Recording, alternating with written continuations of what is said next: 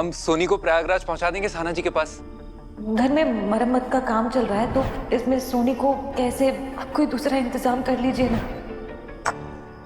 बेटा, दरअसल सोनी ने छात्रावास के लिए आवेदन दे दिया है।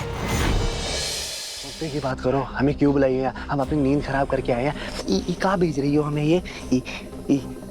हमसे अकेले में मिलो, दोस्ती का फायदा होगा। अब भला तुमसे दोस्ती करके हमारा क्या फायदा होगा? इंदु रानी शरणम गच्छामी होने में ना तुम्हारा फायदा ही फायदा है। तुम इंदु रानी शर्मा को नहीं जानते हो, लेकिन हम तुमको अच्छी तरह से जानते हैं। बहुत दिन से तुम पे नजर रखे हुए हैं, हम समझ चुके हैं। बहुत समझदार बबुआ हो तुम। वो दरियलवा के खिलाफ ना, दरियलवा वो तुम्हारा सिद्धुआ के खिलाफ कौन षड्यंत्र है? हाँ, ठीक है, बकवास कर रही हो तुम। इंदु रानी शर्मा हम अच्छे से जानते हैं कि तुम गंगा की सौतन हो। भला तुम्हारा सिद्धू से क्या लेना देना? हमारा लेना देना है बहुत ज्यादा। एकदम सही बात बोले हो। वो गंगा ना हमारी सौतन है। वो गंगा के कारण पूरे गांव में हमको बीवी नंबर 2 का दर्जा दिया गया है और उसको बीवी नंबर 1 का। हम वो गंगा और उसकी बेटी को ये गांव से बाहर फिकवा देना चाहते हैं। और जब भी हम गंगा के खिलाफ कोनो योजना पूरा करते हैं, तुम्हारी भौजी सामने आ जाती है और हम पे पलटवार करती है। हमारी माई को टच भी की ना तो हमारा टच पड़ेगा तुम्हें। वो कहा है ना इंदु रानी, तुम्हें बहुत मजा आता है ना लोगों को इकट्ठा करके तमाशा करने का। तो देखो अपने आसपास लोग इकट्ठे हो गए, लेकिन हमारा तमाशा देखने के लिए नहीं, तुम्हारा तमाशा देखने के लिए इंदु रानी। और तुम्हारा भाई उस सिद्धुआ उससे बहुत ज्यादा प्रेम करता है। और तुम्हारी बुआ और गंगवा ना बहुत सखी सहेली बनी हुई है। उन दोनों की दोस्ती में हमको दरार लाना है और उसके लिए हमको एक ठो साथी की जरूरत है।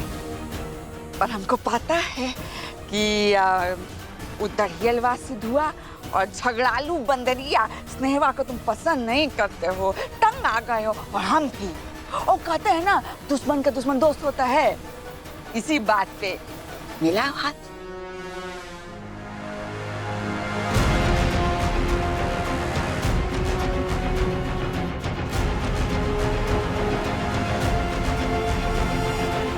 अरे वाह बिट्टू, बहुत सुंदर सजाया तुमने, एकदम विदेशी लग रहा है।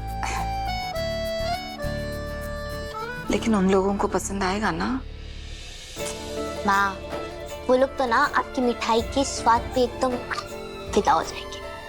पर फिर भी हमने ये सजा दिया है प्रेजेंटेशन के लिए। अब आप एक काम करिए, सोने की तैयारी करिए, हम ये सब रख देंगे। सुबह जाना भी है।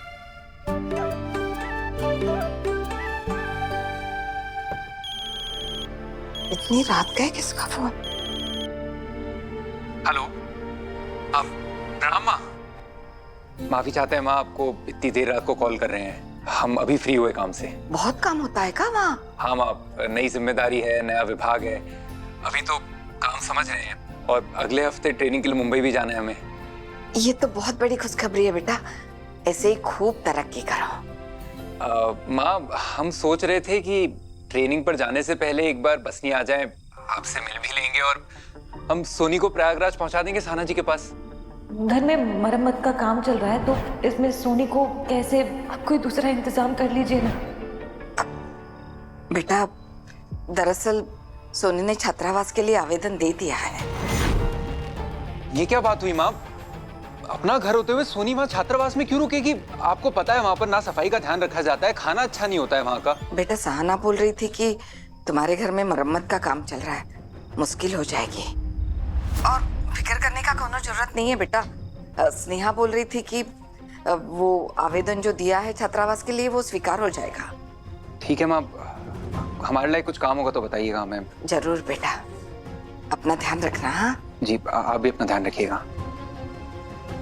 घर में काम चल रहा है, नाजी ने तो कुछ बताया ही नहीं हमें।